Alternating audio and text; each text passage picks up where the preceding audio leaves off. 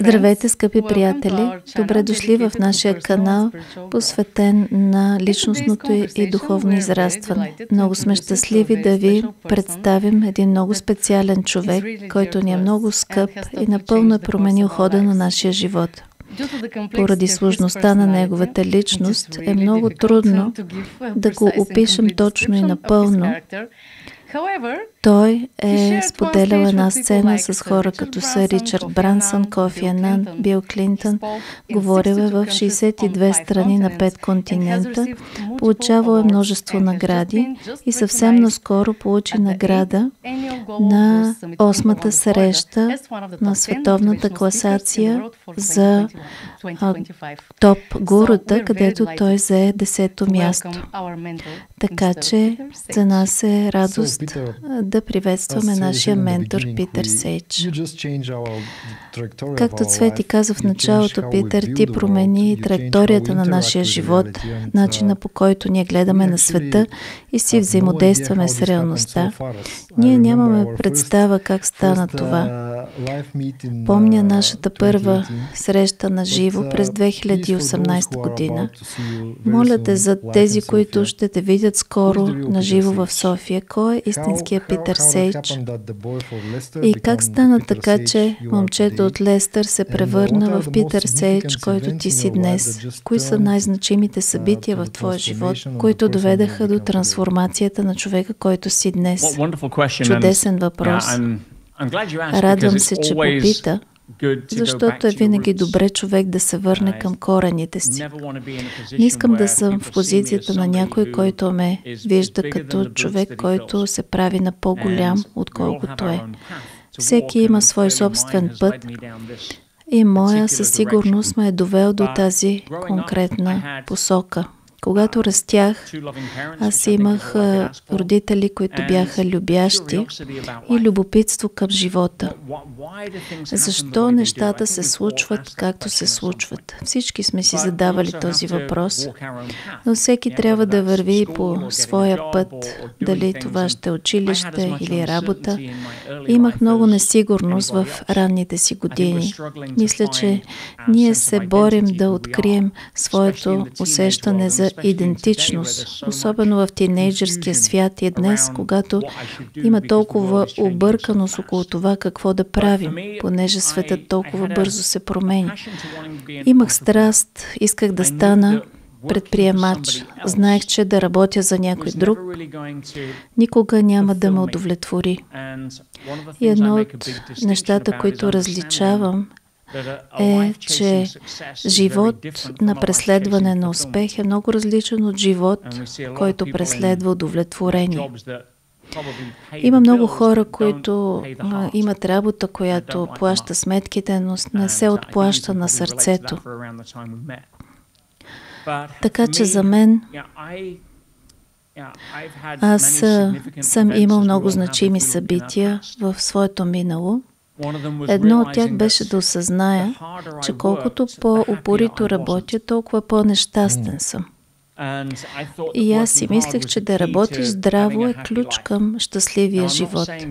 Не казвам да нямате добра работна етика. Мисля, че е много важно да имаш силна работна етика. Аз виждам, че много хора от поколението на миленията и поколението Z, те имат чувството, че нещо им се дължи. Така че аз никога не съм се страхувал от сериозната работа. Но има момент, в който ако ти работиш, за да стигнеш някъде, където това ще те направи щастлив, един ден ще стигнеш до момент, когато живота ще е свършил и ще се чудиш какво се е случило. Така че за мен много важно беше в ранните си 20 години, когато работих много, че започвам да създавам едно чудовище, което ме карва в капан, вместо да създавам средство за свобода. Мисля, че всички ние в един момент искаме да можем да контролираме живота си.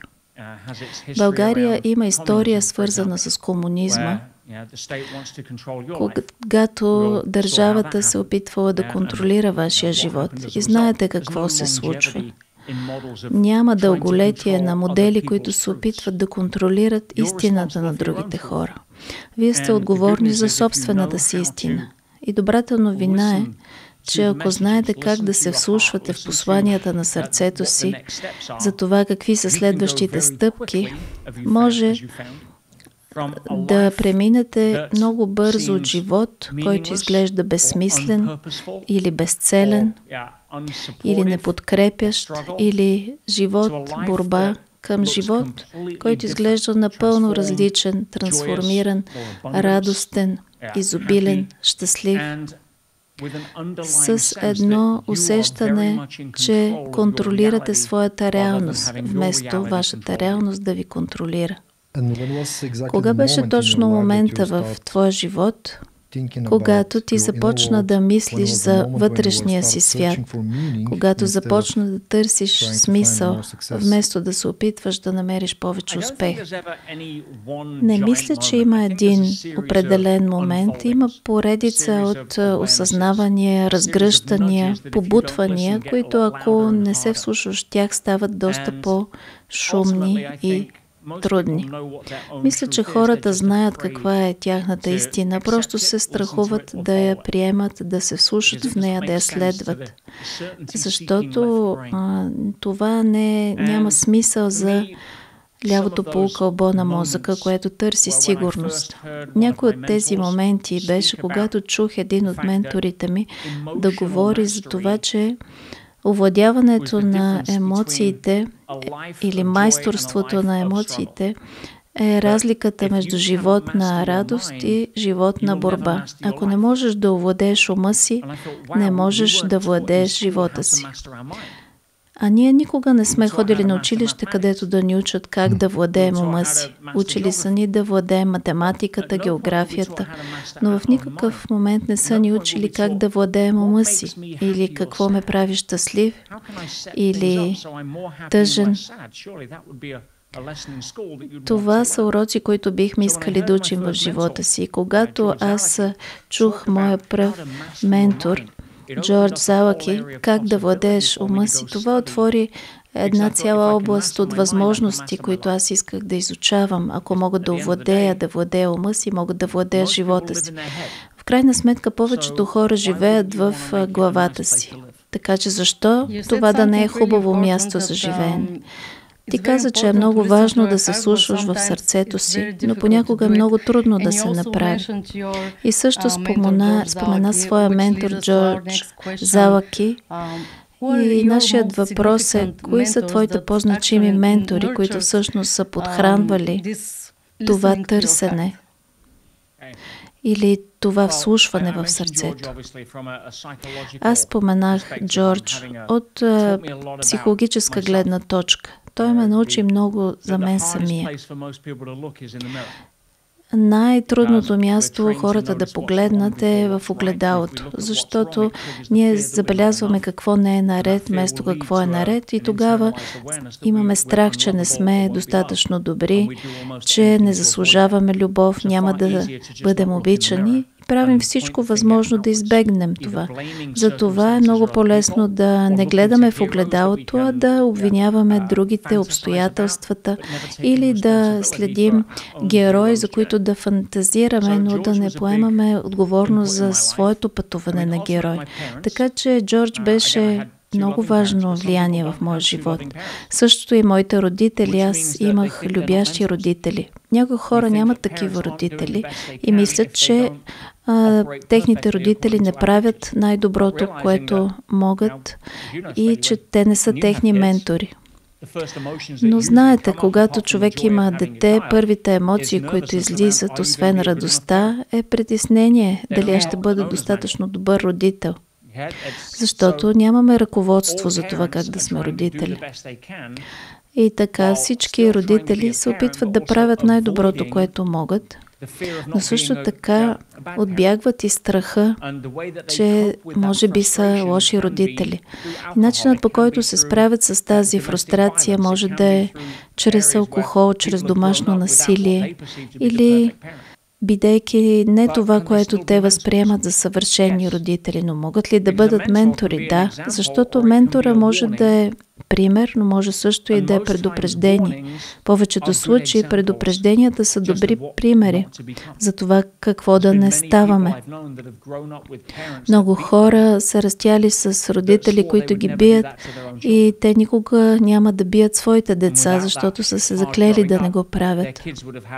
А без това, тогава техните деца щяха да имат много по-труден живот. Така че, моите родители бяха прекрасни ментори. Аз прекарах много години, работейки с Тони Робинс в неговата организация. 15 години бях старши треньор при него, също така се занимавах с интервенции.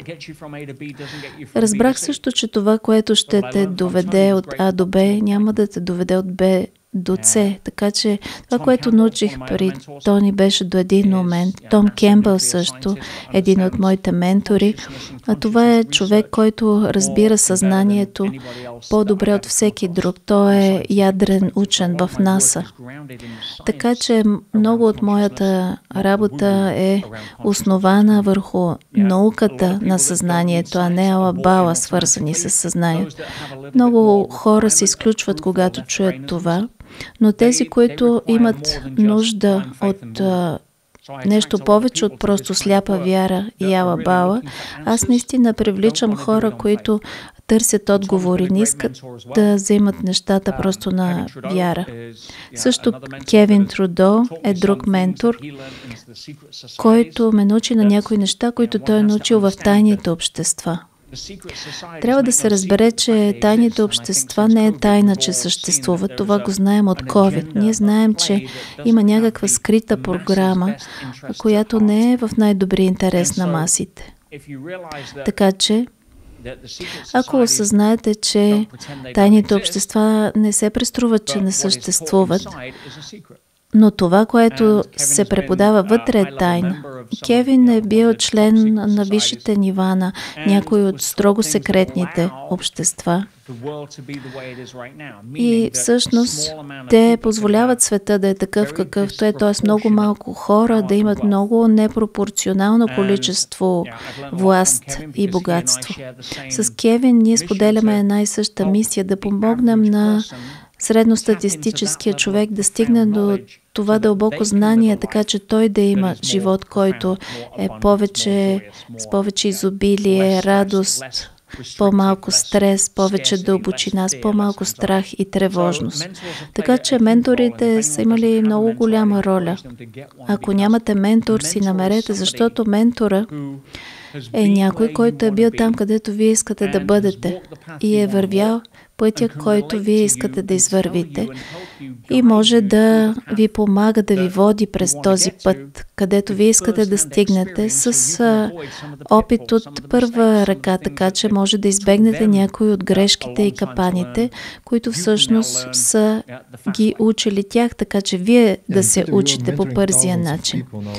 Ти си ментор на хиляди хора и след целия опит и знания, които си натрупал последните 30 години, каква всъщност е същността на твоята работа и защо правиш това, което правиш, за какво мечтаеш? Същността на моята работа се основава на следната философия, че аз съм тук да държа пред вас едно огледало, което да ви напомня за вашето собствено величие. Предизвикателството е, ако хората имат смелостта да погледнат в огледалото, понякога това огледало може да е много замъглено. Ние гледаме през този пласт на мъгла, което е несигурност, синдрома на самозванеца, страха, че не сме достатъчно добри, че няма да ни обичат, че аз просто нямам късмет.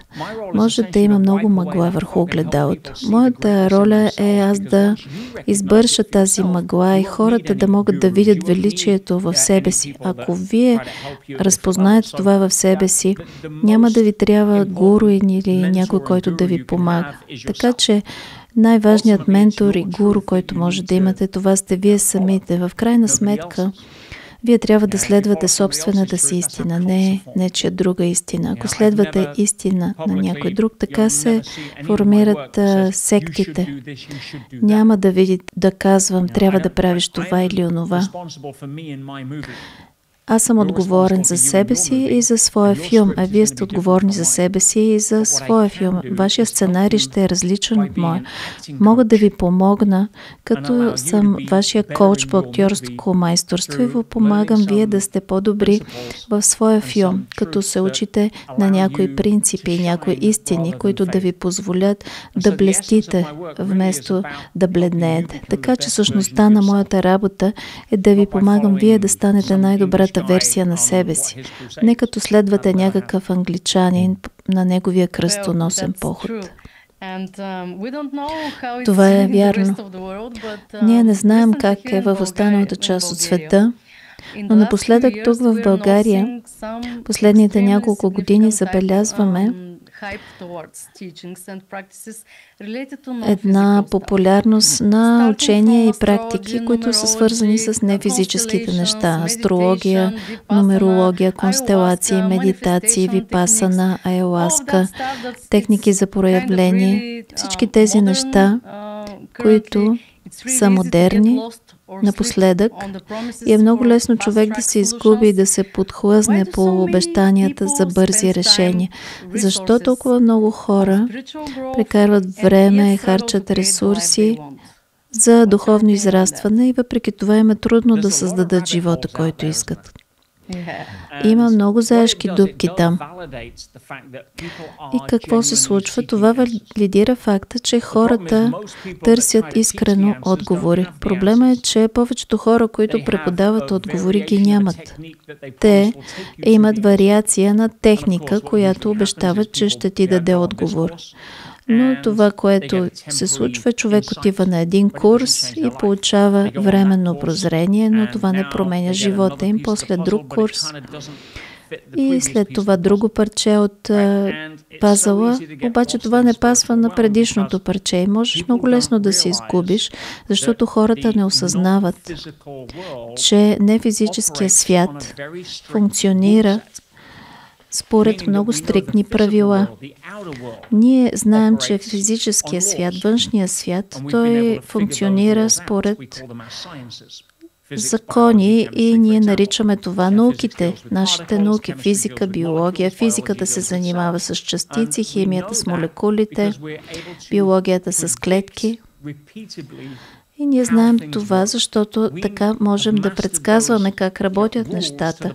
Ние сме овладели тези правила, така че да можем да изпращаме в космоса обекти и да лекуваме тялото. Така че знаем, че има такива фиксирани правила. Айнщайн е бил много директен, когато е казал, че единственият и главен управляващ фактор на частицата като физическа материя е полето. Не казва, че това е обратното. Ние знаем, според квантовата физика, че вълната ражда частицата, а не обратното, което означава, че не физическото, всъщност това е родителя на физическото, а физическото е потомството. И ако ние знаем правилата, които управляват потомството, това означава, че има и правила, които управляват родителите. Ние знаем някои от тези правила. Оттам идва клона на квантовата физика. По този начин, примерно днес, ние можем да получаваме информацията, защото компютрите работят въз основата на квантовата физика. Ние няма как да създадем технологията, която имаме, без да използваме уравнения, които се основават на квантовата механика, не на Нютоновата физика. Така че ако не разбирате това, ако не разбирате модела, че има математическа прецизност, която управлява това, тогава ще се хващате за сламки и ще ходите на ретрити за психеделици, кристали и ще намирате някакви малки парчета от пазъла. Някои уравнения ще пасват и ще се убедите, че това е отговор.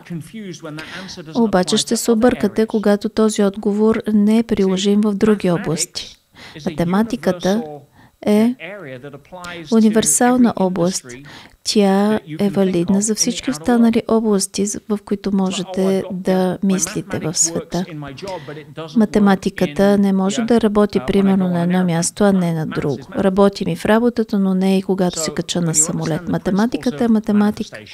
Така че когато разбирате принципите на манифестиране или създаване на обстоятелства, те имат общи правила. Ако не знаете как да ги тълкувате, тогава ще бъдете разсеяни от бляскави предмети.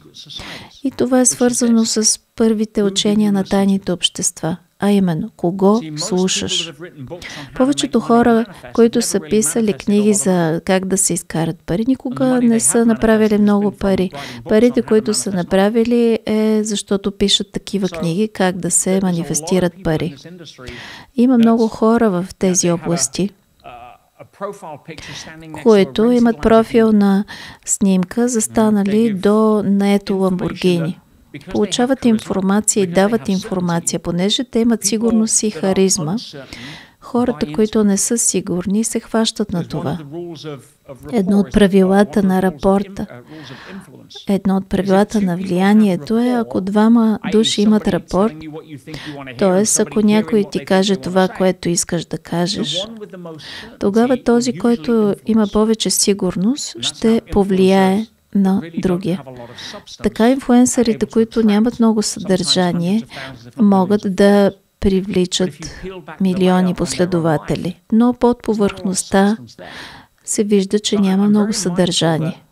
Така че аз съм много осъзнат за това, че трябва да съм автентичен за това, което аз уча. Ако не мога да го демонстрирам, не трябва да го преподавам. А ако го преподавам и моите студенти и ученици не могат да го повторят, аз не трябва да го преподавам, защото значи, че имам късмет, а нямам метод.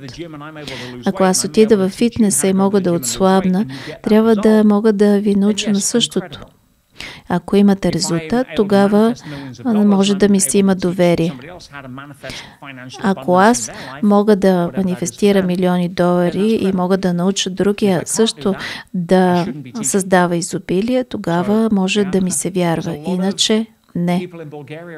Има много хора в България, които търсят отговори, защото знаят, че трябва да има нещо повече в живота от това, на което те се съгласяват. Но внимавайте кого слушате. Искам да те попитам, освен факта, че това, което казваш за манифестирането и нефизическото и създаването на обстоятелства, дали това е духовно израстване? Какво е истинското духовно израстване? Дали е свързано с това да се откажеш от материалното или да манифестираш милиони долари, или това колко значим ще станеш, или просто искам да се моля на Бог? Какво е духовното израстване? Ти преподаваш ли духовно израстване? Първо, човек трябва да дефинира термина духовно израстване. Защото може да зададете този въпрос и да получите 50 различни отговори от различни хора. Така че е важно да знаем какво имаме предвид под това. Така че нека да имаме едно общо разбиране. Така че термина духовно израстване е свързан за мен с емоционалната зрялост. Означава как ти да израснеш и да станеш пример. Някой, който е по-мъдър, който може да допринесе повече от това, което взима и получава. Защото ако говорим за най-краткия начин да се обясни, аз вярвам, че ние сме тук, за да израстваме, не физически, защото това е очевидно, това биологически се случва за нас. Ние ще съзреем. Не можем да го спрем. Това е правило на физическия свят. Но емоционално, не физически. Можем да го наречем духовно. Ние сме тук да се развиваме. И за мен това означава как ние избираме, защото имаме свободна воля да избираме, как ние избираме да бъдем по-любящи и по-малко изплашени.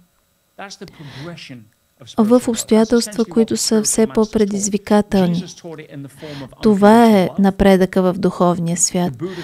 Исус е учил на това под формата на безусловната любов, а Буда като себереализация или просветление. Но в крайна сметка, как ти да израснеш емоционално? Така че, ние знаем, че когато се раждаме, ние сме много егоцентрични. Всичко е свързано с нас. Иначе няма да оцелеем. Няма бебета, които в 2 часа през нощта казват, няма да плача, защото майка ми не се е наспала. Тя го заслужава. Не, на бебето не му пука дали мама не е спала 3 нощи подред. То ще плаче, защото става въпрос само за него. Това е част от нашият вход в човечеството. И след това ставаме на около 2 години и тогава се случват това така наречените ужасни 2 години. Тогава бебето, което досега е било център на Вселената, изведнъж осъзнава, че вече не е центъра на Вселената, но все още иска да бъде и започва да реагира. Това са ужасните 2 години. Някои хора не порасват и те се превръщат в ужасните 20 години. Но в крайна сметка е важно да осъзнаем, че живота не е свързан само с нас. И ако погледнете природата, тя функционира според 2 закона – израстване и принос в този ред. Ние не сме различни. Тук в земното училище ние се учим как да израстваме. Това е нашата роля тук. Вие израствате чрез предизвикателство, като мускулите. Ако те не правят нищо, не стават по-големи. Така че, когато имаме предизвикателство, това е нашето трениране, което ни позволява или да се оплакваме в духовния фитнес, или да прегърнем предизвикателството и да ставаме по-силни. Духовното израстване започва, когато разбираме, че живота е свързан с израстване като преживяване, а не с комфорт. Така че ние израстваме чрез трудности и предизвикателства. И когато ние израстваме духовно, емоционално, тогава да можем да дадем обратно, да върнем към света. Ако говорим за менторите, за които говорихме в началото, един ментор е мъдър, защото той има бойни белези. Той не е получил нещата лесно, трябвало да се бори, да мине през грешки. И това ги прави мъдри ментори. Да ви помогнат вие да се срещнете със своите проблеми. Вие пак ще правите грешки, ще трябва да минете през фитнеса.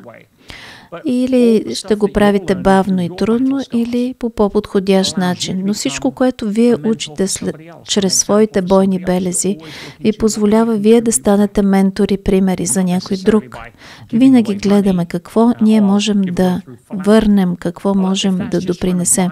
Не като сме филантропи или даваме пари. Това, ако е начина да си платим входа в духовния свят, нищо не означава. Това, което търсим, е способността да съзрявате, така че да сте по-мили, по-включващи, по-толерантни, по-съзерцателни и по-малко изплашени, страхуващи се, осъждащи, ядосани, остри, реактивни. За мен това е духовното израстване. А не да седиш в манастир 5 години. Това е по-непрактично за повечето хора. Нека да не объркваме това с религията.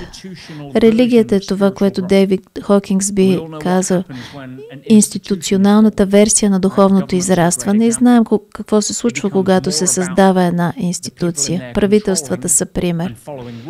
Тогава става въпрос повече за хората, които те контролират, вместо да се свързват с същността на една институция, като например свободата да служи на хората. Така че аз преподавам ли духовно израстване? Аз преподавам лично емоционална зрялост. Как да владееш ума си, как да си по-добра версия на себе си. Ако наричате това духовна работа, се чувствате свободни. Но в крайна сметка това, към което аз соча, е едно пътуване, което да ти позволи да имаш повече любов и по-малко страх, дори да си единственият човек на земята. Ти спомена религията. Аз наистина се чудя, вярваш ли в Бог? Айнщайн казва, хората се оглеждат и казват, как можеш да вярваш в Бог? Защото физическите им усещания не им дават доказателство. А той казва, аз се оглеждам и казвам, как може да не вярваш в Бог? Това, което е създало всичко това.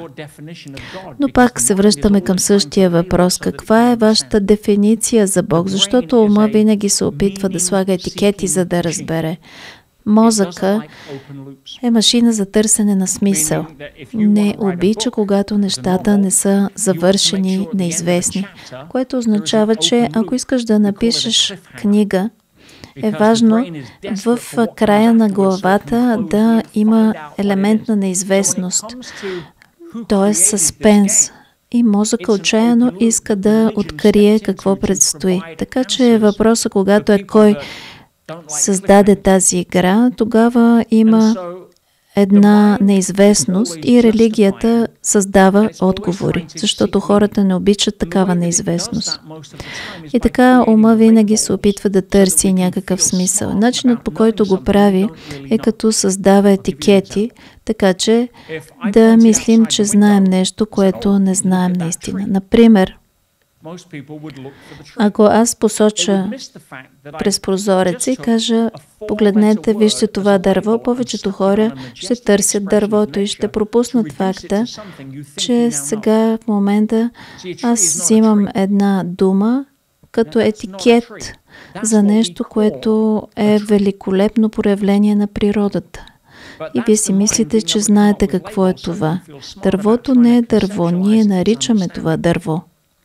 Това е ума, който създава някакви етикети и се опитва да концептуализира своето разбиране. Нека сега да направим същото с това, кой създаде тази игра и ние излизаме с етикета, който се нарича Бог. Но какво е Бог? Бог, това е един етикет. Човечеството се е убивало за това, коя версия на този етикет е правилната. Така че, когато говорим за намирането на нашата истина, но какво е голямата истината? Истината с голямо И. Това е доста просто.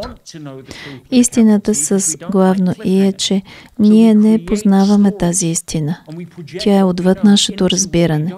Но ние искаме да знаем тази истина, понеже не ни харесва такъв съспенс. Създаваме истории и проектираме това, което знаем, в това, което не знаем, за да си мислим, че разбирам. Затова Бог е създаден по подобие на човека, а не обратно. Ако се върнете 2000 години назад, всичко е било мистично. Ние не сме имали отговори. Защо Луната е променяла всяка вечер формата си, защо океана се отдръпвал и след това се е връщал. Така че на нас ни е трябвало нещо, към което да можем да посочваме, което да ни удовлетвори усещането за незавършеност. И ние проектираме върху това, което знаем. Кралете, царете, фараоните и проектираме тях върху нефизичното. Сега имаме богове, полубогове и всъщност те имат същото ниво на зрялост, каквото човечеството имало тогава. И затова Бог тогава е бил убиващ хора, които не се съгласяваш с него, отмъстителен. Това е бил племенен вожд в небето. Но ние всички знаем, че Бог не е такъв. Ние живеем в една любяща вселена. Айнщайн е казал, че ако ти не мислиш, че живееш в приятелска вселена, значи ще мислиш, че живееш във враждебна вселена. Тоест ще гледаш на живота през лещите на страха. Ако живееш в любяща вселена, тогава ще имаш любящ живот, а иначе ще имаш страшен живот. То е същото като да кажеш, ако вярваш във вълшебства, ще живееш вълшебен живот. Дали вселената е приятелски настроена или е враждебна? Айнщайн всъщност се говорил за нещо много по-дълбоко, защото реалността всъщност и може да видите повечето хора, които са в бедност или в недоимък. Ние не живеем в приятелски настроена вселена. Но реалността е, че ние не живеем и във враждебна вселена или страшна вселена. Ние живеем в една огледална вселена. Вие генерирате и създавате своята реалност. И ако вие в момента сте във филма на своя живот и то е драма, вие може да го превърнете в екшън, в приключенска комедия. Ако вашият филм е филм на ужасите, може да го превърнете в едно изобилно приключение. Знам това, защото вие сте свидетели на това. И вие самите сте преминали от един филм, в който се борите всеки месец да свързвате двата края и след това имате един филм на удивително изобилие на любов и на радост. За много кратко време. Вие не сте спечелили от лотарията.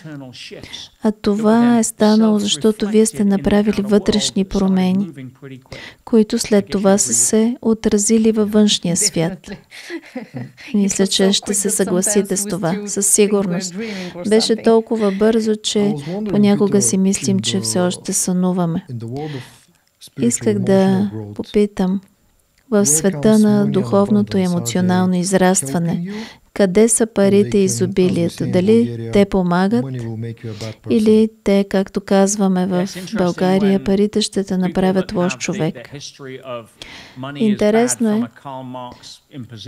когато хората мислят, че парите са лоши от перспективата на Карл Маркс, имат вярването, че парите няма да им донесат нищо добро. Нека да изясня нещо. Парите са средство. Те са увеличително стъкло. Ако сте щедър човек, тогава ще имате повече пари, с които да сте щедри. Ако сте стегнати, тогава ще имате изтиснати, ще имате повече тревожност. Трябва да пазите това, което имате. Ако гледаме от духовна гледна точка, Исус е бил роден милионер. Можем да си спомним това, ако се изчисли, примерно, каква е цената на златото или даровете, които е получил. Той е бил милионер. Майка Тереза също е пътувала в първа класа. Парите не ви правят по-лоши, не ви правят по-малко духовни. Така че парите не са нито добри, нито лоши. Но ако погледнете поговорката, че парите са корена на всяко зло, всъщност любовта към парите е коренът към всяко зло. Ако това наистина се преведе от самия оригинал, думата всъщност е боготворенето на парите. Е корена на всяко зло. Което означава, че ако ти превърнеш парите в свой бог, тогава ще имаш доста лош живот, ще правиш лоши неща и твоите ценности ще са преобърнати с главата надолу. Но ако осъзнаеш, че Бог те е поставил тук като израз на изобилие, защото всичко в природата е изобилно. Дървото не ражда само една ябълка. На поляната няма само един стрък трева. Има толкова много изобилие в природата. Това е вашето естествено състояние, така че защо да е различно за парите, освен ако не са ви учили на обратното? Защото хората с пари са искали вие да мислите, че парите са нещо лошо, за да нямате вие пари. Но можете ли да бъдете духовни и богати? Ваше право е да бъдете духовни и богати. Просто не превръщайте парите в свой бог. Ако правите това, тогава боготворенето на парите ще е корена на всяко зло. Това е от оригиналния превод. Така че там не се казва любовта, боготворенето на парите или това е корена на злото. И аз съм съгласен, не превръщайте парите в свой бог. Но ако любовта е вашата първостепенна ценност, радостта и това да допринасяте за хората, тогава ще видите, че около вас има много повече пари. С други думи, сянката следва сърцето и ако вашето сърце блести ярко, тогава ще имате много по-голяма сянка. Ако вашето сърце е като слънцето, тогава сянката ще е все по-голяма. Така че ако вие живеете с любов, ще ви последват и парите. Ако вие преследвате парите, опитвайте да следвате сянката, да видите докъде ще стигнете. Засегнахме парите и духовността. Какво ще кажеш за това, колко е значимо смирението за духовността? Смирението е много добър показател. Защото какво е смирението? Смирението е, няма нужда аз да получавам заслугите, предпочитам да ги отдавам. Нямам нужда от похвалите, нямам нищо да защитавам, да завладявам и да доказвам. Аз съм просто проявление на Бог и съм щастлив от това. Нямам нужда да бъда признаван за доброто, което правя. Правя го, защото е правилно, а не защото ще ми донесе още една награда. Рано в моята кариера на лектор бях отчаяно опитваш се да валидирам себе си чрез обратната връзка от формуляра или овациите на крака от публиката. От време на време аз получавах овации на крака, понякога получавах добра обратна връзка. Деня, в който това се промени, беше когато осъзнах, че всъщност не ми пука за обратната връзка. Не ми пука за овациите на крака. Пука ми за това, аз как мога да добавя стойност, да променям живота на хората. Не ми пука дали знаят името ми. Работата ми е да отида на сцената, да се изправя, да служа, да изговарям истината си по най-добрия начин от мястото на автентичност и да пусна всяка нужда да бъда валидиран и признат. Когато започнах да правя това, аз получавах много повече овации на крака и добра обратна връзка. Нямах нужда от тях, не ми пукаше за тях. Не си казвах, най-накрая пристигнах. Беше хубаво да ги виждам, защото беше валидиране, което не ми беше нужно. Целта на всеки учител е неговия ученик да го надмине. Всичко останало е его. Работата ми е да държа пред вас огледало, да ви показвам вашето величие, а не да показвам аз колко добър гуру съм. Деня, в който започна да правя това, спрете да слушате. Ти нямаш нужда от признание сега, но ти си признат с програмите, които си създал. Един от уебсайтовете, които класират най-влиятелните говорители, лектори на планетата, са точно от хора, които са част от твоите програми. Така че може ли да споделиш повече от 30 години в тази област? Как създаваш трайна трансформация в хората? Мисля, че ти оцели точните думи, когато говориш за трайна трансформация. Тази област е отдавана в информация, но гладува за трансформация. Защо хората продължават да купуват курсове, да четат книги, да търсят онлайн? Те мислят, че ако намерят някаква липсваща информация, ще получат отговорите. Но ще се види само ако се огледаш колко неефективно е това. Но ако си кажеш, нямам нужда от нищо друго, имам нужда от личностна трансформация. Проблемът е, че повечето хора нямат начин да открият това, нямат кой да ги води и нямат методология, която да ги заведе до това, без да отидат още на милион workshop и да четат милион книги. Аз осъзнах, че предпочитам да имам един трансформиран човек вместо хиляди образовани хора. Тогава насочих фокуса към това как да създам нещо, което да даде на хората трайна трансформация, а не някакъв краткосрочен хит, мотивационен семинар. Нещо, което гарантира трайна трансформация.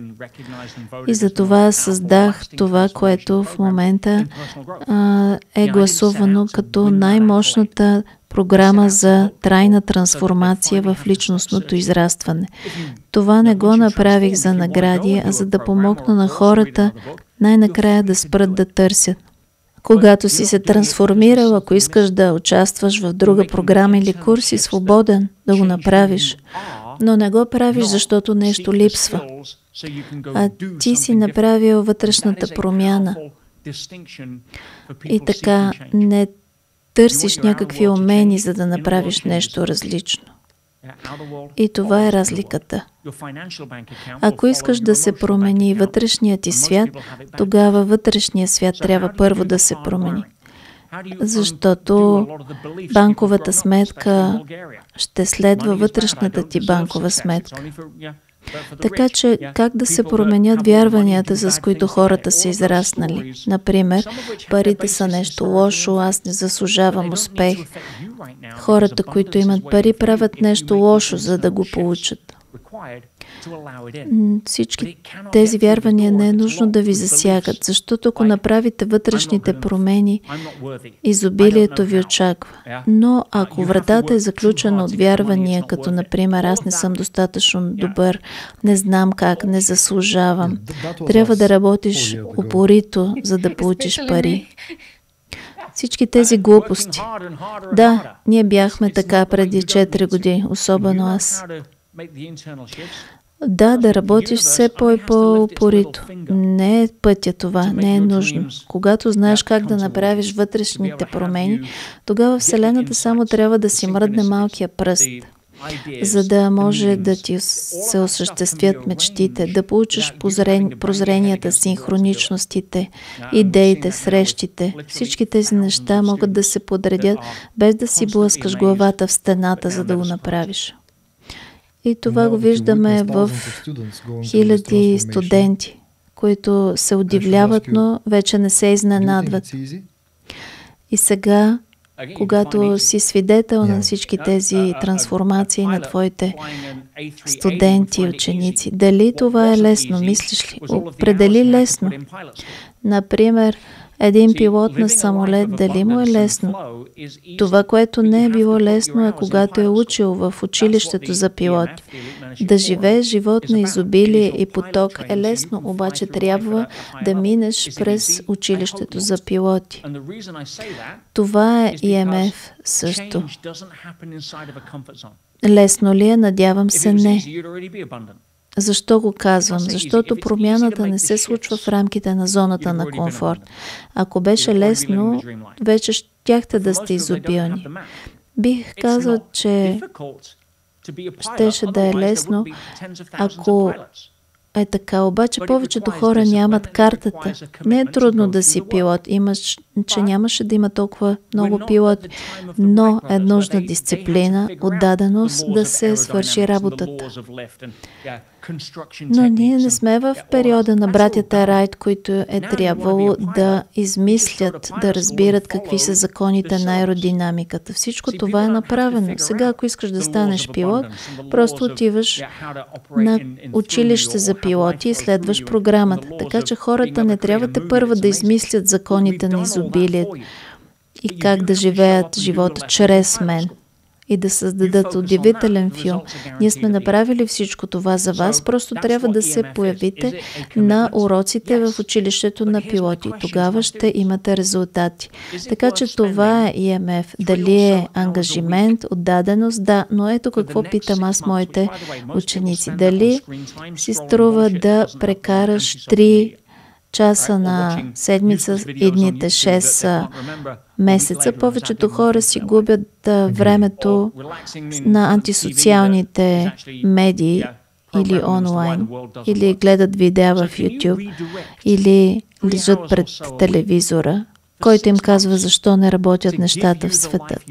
Така че ако можеш да пренасочиш тези 3 часа на седмица за 6 месеца, за да получиш живота, който искаш, ако отговорът ти на това е да, тогава е доста лесно. Ако отговорът ти е не искам да се откажа от петък вечер в бара с приятелите си, тогава е, че ще е трудно. Но мисля, че резултата в края на отдадеността е един трансформиран, пълноценен живот, тогава ти ми кажи, струва ли се или не. Освен EMF, което ти каза, че 6 месеца много интензивна програма, също си създал и събития, които са по 2 дни, по 3 дни. И се гордеем, че ще видим на следващото такова събитие в България 15 и 16 ноември, така че кажи на участниците, вече имаме 700 души, които те очакват. Какво трябва да очакват? Какво е възможно да се случи за 2 дни? Защото повечето от семинарите обещават, че животът ти никога няма да е същия. И какво точно може да се случи за 2 дни? Живота всъщност може да се промени за секунда. Просто трябва да се случи обикновено едно значимо емоционално събитие, но за 2 дни може да стане голяма трансформация. Аз не искам обаче хората да си тръгнат с повече знание. Те тази игра твърде дълго са играли. Това, което те заслужават, е да си тръгнат с дълбоки промени за начинът, по който те се отнасят към живота, към себе си, към любимите хора, към работата, към мисията, към целта. Когато има такава вътрешна емоционална промяна, външният свят се променя, защото ти се променяш. Аз това съм го правил много пъти. Вие също го правите от известно време. Ние знаем как да преведем хората през процес, а не просто научи това или научи онова. Процес, който им позволява, ако имат смелостта, да пуснат някои от ограничаващите си вярвания и да ги заместят с нови. Ние ги превеждаме през процес, а не учебник. Той им позволява да се срещнат с някои от нещата, които са се страхували да срещнат. Не са знаели как. Тоест, това става логично, лесно, предсказуемо. Има достъп до информация, която обикновено се преподава само в тайните общества и помага на елита да контролира света и да генерира изобилие без усилие. Това, което може да получите за 2 дни, е достатъчно, за да направите огромна промяна, което да ви позволи да осъзнаете, че това е истинско. Аз не искам хората да дойдат за 2 дни, да си прекарат прекрасно и след това да си тръгнат да се върнат към същия живот. Това е загуба на време. Отидете на рок-концерт, ако искате това да се случи. Ще се чувствате прекрасно за кратко време и след това ще се върнете към същия живот, със същите резултати, същите пари. Ще получите потапяне като на рок-концерт, но разликата е, че животът, към който ще се върнете след 2 дни, ще е различен живот. И ще го усещате, ще го чувствате, ще го знаете от резултатите и когато се приберете, ще го демонстрирате. Затова задавайте въпроса, кого трябва да слушаш. И в крайна сметка е нужно да слушате себе си. И ако това ви резонира, появете се и ни изпробвайте. По време на последното ни събитие през април, ти направи нещо наистина удивително. Ти се появи изненадващо в залата, шокира всички, включително и нас двамата, защото и ние не знаехме, по-голямата част от екипа не знаеше. Защо го направи? Говорихме по-рано за менторите. Един от моите ментори, Питър Томас. Аз много време прекарах с него, дори съм живял с него за кратко. Той е удивителен. Знаеш, когато го погледнеш, че е мъдър. Сега може би е към 90 годишен. А тогава, когато аз разказвам тази история, може би беше някъде към 70. Веднъж ме взе от летището,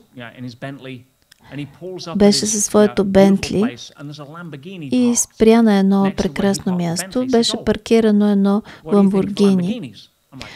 И той каза, какво мислиш за този вид коли? Аз казах, аз обичам бързите коли. И той каза, така си помислих и ми подхвърли ключовете за Ламборгини. Каза ми, аз го наех за седмицата, защото знаех, че ти ще останеш него за теб. Така че беше част от неговата философия да създава вълшебни моменти за другите. Аз, когато видях това как ми въздейства на мен, си казах, как аз мога да създавам вълшебни моменти за хората. Вие също сте създали много вълшебни моменти за много хора. И ние се чувстваме по-добре като човешки същества, когато има усмивка заради нас на нечие друго лице. Така че аз постоянно се питат, как аз мога да създавам вълшебни моменти. И това да те изненадам, да ви изненадам в България, когато мислихте, че ще се появя на Zoom, за мен това беше създаване на вълшебен момент. Да, със сигурност няма да го забравим. Всички ние ще го запомним. Благодаря ти много за времето. Сигурен съм, че много от нашите зрители ще се питат, кой е следващият вълшебен момент, който ще създам за някой, когото обичам. Благодаря, че споделяш това послание. Нямаме търпение да те видим идния месец. И аз се вълнувам. Няма да е изненада. Хората знаят, че идват, но това, което ще изненада, е това, което ще открият и като кой ще си тръгнат. Благодаря за тази възможност. Обичам България. Имам голям афинитет за тази страна. Тя така добре ме прегърнала и приела. Аз съм моята партньорка от няколко години насам е българка. Така че един ден може и да започна да харесвам ракията. Благодаря, беше удоволствие за нас и до скоро.